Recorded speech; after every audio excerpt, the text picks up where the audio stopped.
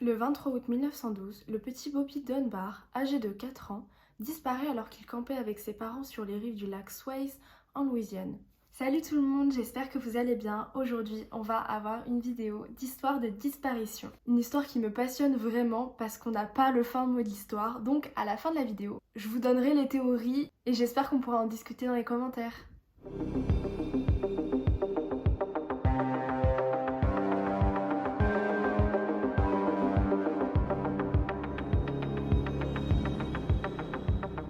Robert Clarence Dunbar, appelé Bobby, était le premier enfant de Leslie et Percy Dunbar. Les Dunbar étaient une riche famille de 4 personnes.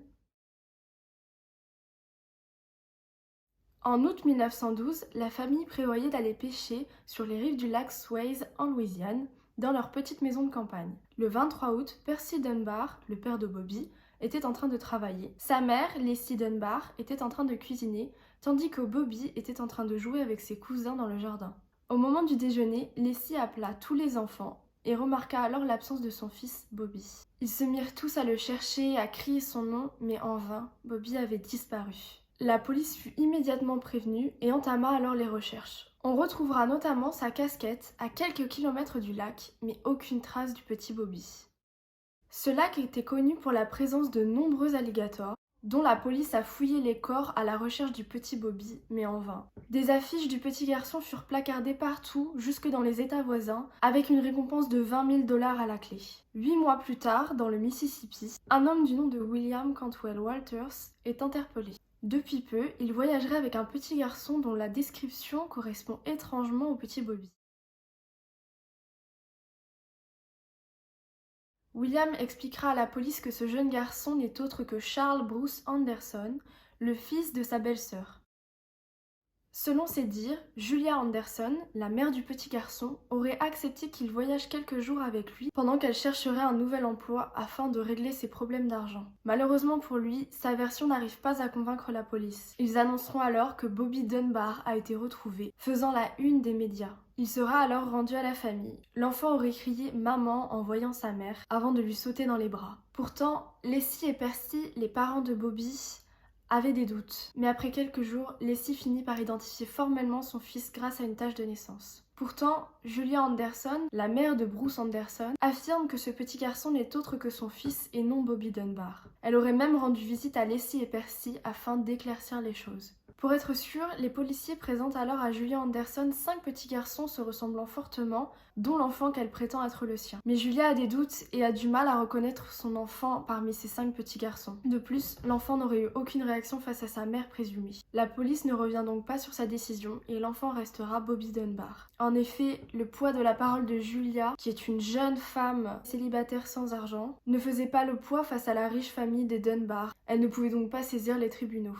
Pendant ce temps, William Walters est condamné à 2 ans de prison pour enlèvement d'enfants. Il sera relâché 2 ans plus tard et affirmera que le garçon était bien Bruce Anderson jusqu'à sa mort en 1944. De son côté, Julia Anderson commence une nouvelle vie. Elle se remariera et aura 7 enfants qui déclareront plus tard avoir eu la visite de Bobby Dunbar. Quant au petit garçon retrouvé, il gardera toute sa vie l'identité de Bobby Dunbar. Il ira à l'école, travaillera et fondera sa propre famille avant de mourir en 1966 à l'âge de 58 ans. Il aura 4 enfants, dont un fils dénommé Bobby Dunbar Jr. En 2004, la fille de Bobby Dunbar Jr., Margaret Dunbar, travaille sur un projet de généalogie familiale afin d'enquêter sur son grand-père, Bobby Dunbar. Des tests ADN sont alors réalisés, démontrant que Bobby Dunbar Jr. et son oncle Alonso et d'autres de ses cousins n'ont aucun lien de sang. L'enfant retrouvé était donc bien Bruce Anderson et non Bobby Dunbar. On ne saura donc jamais vraiment ce qui est arrivé au jeune Bobby Dunbar. Maintenant, on va passer aux théories.